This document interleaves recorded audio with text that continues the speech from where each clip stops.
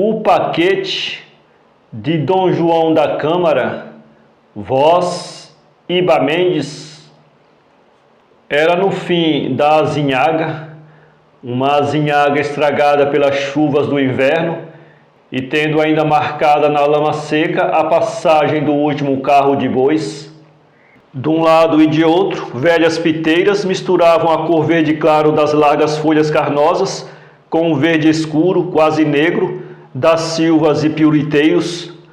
De espaço a espaço erguiam-se algum sobreiro decrépito, falhas brancas e prateadas, loureiros embalsamando o ar com o cheiro forte e bom das longas folhas agudas. No fim erguia-se a casa com o seu aspecto senhoril. A era apoderara-se do exterior e, aproveitando as fendas que o tempo abrira, espreguiçando-se sobre o leito do velho musgo amarelo que revestia cada pedra da parede, ia unir-se às folhas delicadas aos cachos de arroz que desciam em elegantes pirâmides das beiras do telhado. Uma pequena escada, 6 ou 7 degraus gastos, abalados, partidos, conduzia do pátio ao vestíbulo do palácio. Sobre o portão, cuja tinta gretada pelo sol caíra pouco a pouco, ostentava-se, comido pelo tempo, o brasão da família, sobre o qual ameaçava ruína uma grande coroa de conde, transformada em coito de lagartixas. Os vidros enegrecidos e apenas translúcidos tremiam de velhice nos caixilhos de chumbo. Pelo pátio, nos interstícios das pedras, crescia livremente a erva, e a um canto um ralo juntava a estrídulas melodias ao monótono coachar das rãs do pântano vizinho. O conde estava na livraria, sentado numa velha poltrona de couro com pregos de metal. Tinha na mão um livro latino que lia atentamente. A livraria era uma vasta sala alumiada por 3 janelas de grande vão. Avistava-se ao longe a aldeia com seu campanário branco, suas casinhas bem caiadas e os cimos dos choupos erguendo-se acima dos telhados e indicando a estrada que a atravessava, conduzindo de uma vila a outra. Entre as janelas e as portas estavam as estantes com os grandes infólios amarelos, os grossos dicionários e as obras clássicas latinas, portuguesas e francesas. A parede fronteira às janelas, por cima da chaminé de mármore branco, era ocupada pelo retrato do avô do conde. Era um homem alto, bem feito, simpático. Estava vestido à época de Dom João V, tinha uma das mãos nos copos da espada, as suas comendas ao peito e uma sombra esquisita, forte, brutal, na metade do nariz do lado esquerdo.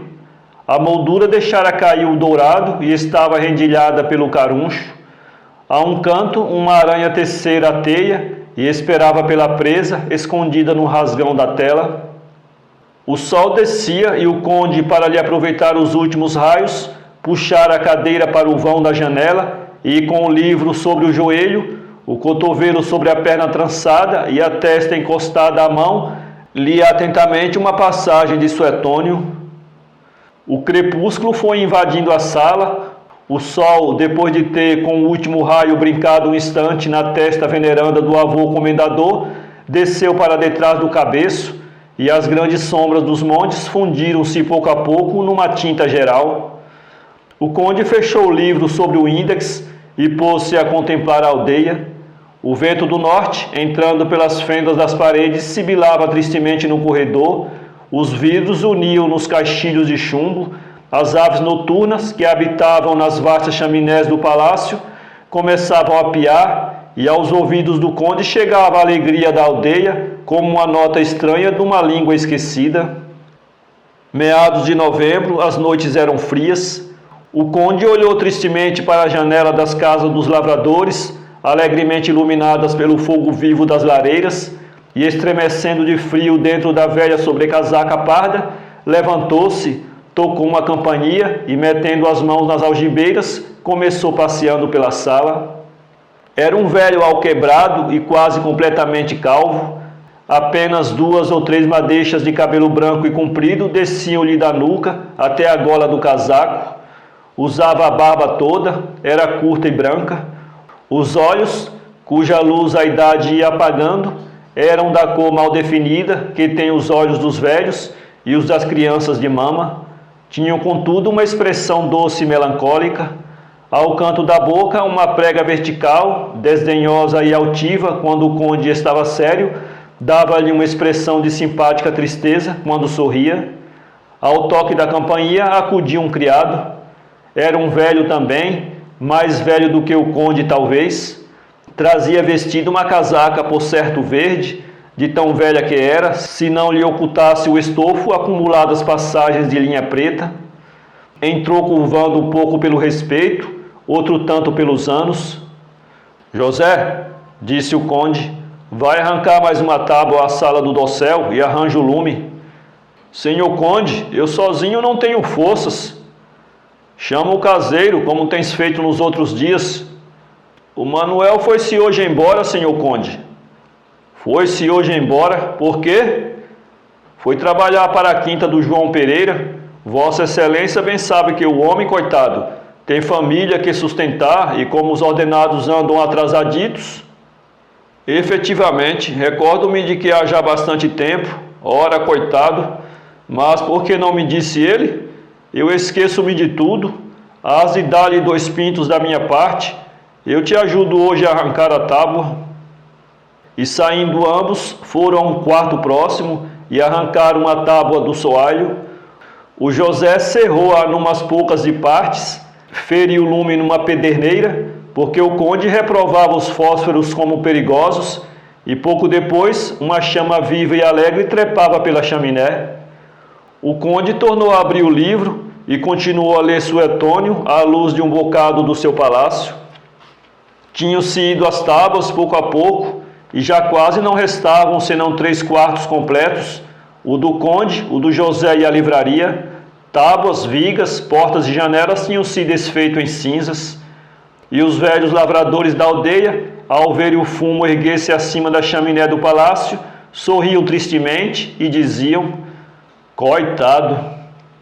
Mas o conde continuava alegre e indiferente, como até ali nada lhe faltara. Deus sabe à custa de quantos sacrifícios do pobre criado, não pensava no estado de miséria que se achava reduzido, ou para melhor dizer, não queria pensar.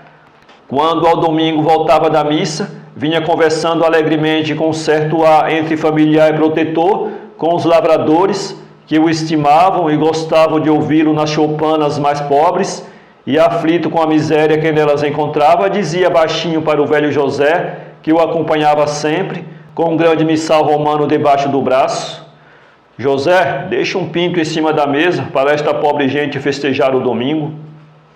E saía tocando ao de leve com os dedos nas faces rosadas das criancinhas, que olhavam para ele com os seus meigos olhos grandes, cheios de espanto e de curiosidade.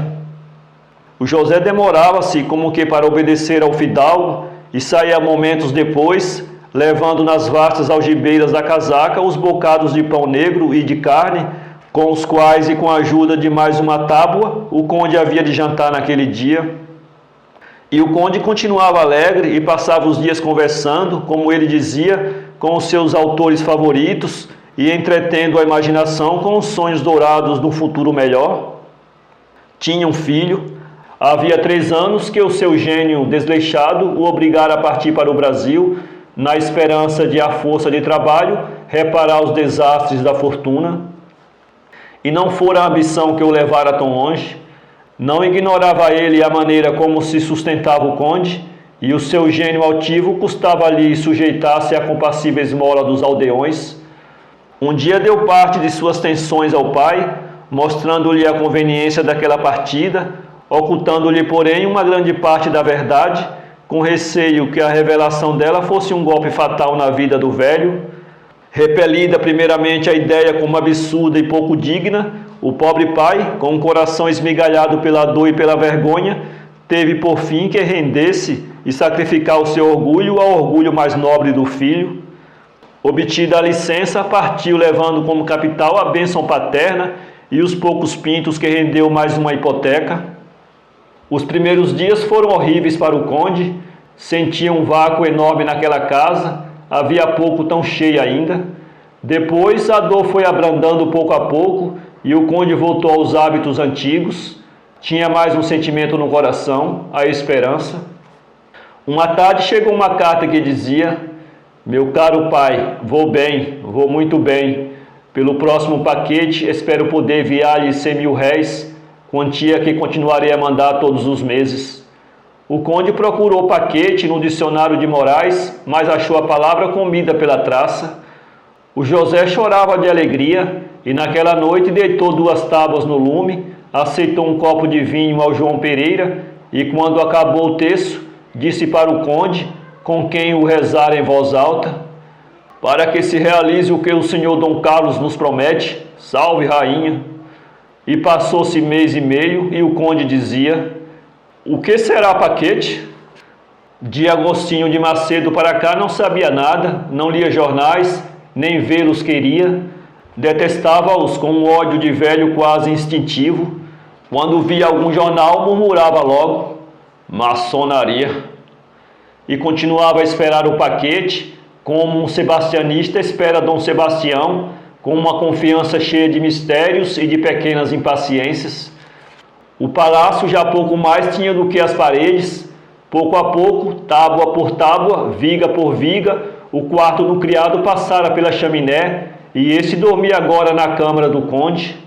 E o velho fidalgo dizia ao ver crepitar na vasta lareira as tábuas carcomidas: paciência, isto conserta-se depois, quando chegar o paquete. E o José apenas respondia: salve rainha. Esperava-se no princípio de janeiro. O conde começou a separar os livros em 2 classes, a dos livros úteis e a dos livros inúteis. Os livros inúteis transformaram-se em calor, e quando o conde via as páginas amareladas torcerem-se sob a ação do lume, olhava para elas tristemente e depois, erguendo os olhos para o retrato do avô, dizia mentalmente, como que pedindo desculpa: são os piores. Acabaram os livros inúteis e o conde pôs de lado os ótimos e queimou os restantes. Duraram 2 dias e, como o paquete não chegava, o conde coçava a cabeça e olhava com um modo menos respeitoso para o missal romano. O José triplicava o número das salve-rainhas e o paquete não chegava, e os manuscritos arderam, e o conde queimou as gravuras e conservou apenas o seu otônio. Passados dias chegou uma carta, trazia um sobrescrito azul, um pouco transparente, muito boa letra, uma letra com muitos finos e grossos, como a de um professor de caligrafia. Trazia a marca do Brasil e cheirava a carvão de pedra. Foi o José quem a recebeu e, correndo para a livraria, onde o conde estendia instintivamente as mãos trêmulas sobre as cinzas frias da chaminé, entrou gritando: o paquete! O paquete! O conde estremeceu, ergueu-se e pegou na carta. Era talvez a riqueza. Passou-lhe uma nuvem pelos olhos, encostou-se a uma poltrona e, tremendo, abriu o sobrescrito e leu: temos o doloroso dever de dar parte a Vossa Excelência do falecimento do seu filho. O conde não pôde ler mais e deixou cair a carta. José exclamava: perdidos, perdidos, e dava com a cabeça nas paredes. O conde conservava-se silencioso e fitava os olhos turvos na folha de papel azul que tremulava no chão, assoprada pelo vento. Resta-nos a caridade, José, disse por fim. Vai ter com essa gente, a quem ontem ainda eu dei esmola, e dize-lhe que o conde lhe pede, por amor de Deus, um bocado de pão. E depois, soluçando: Manuel, filho, meu querido filho. E como fazia muito frio, o conde queimou o suetônio. Para ler este conto, acesse www.poeteiro.com.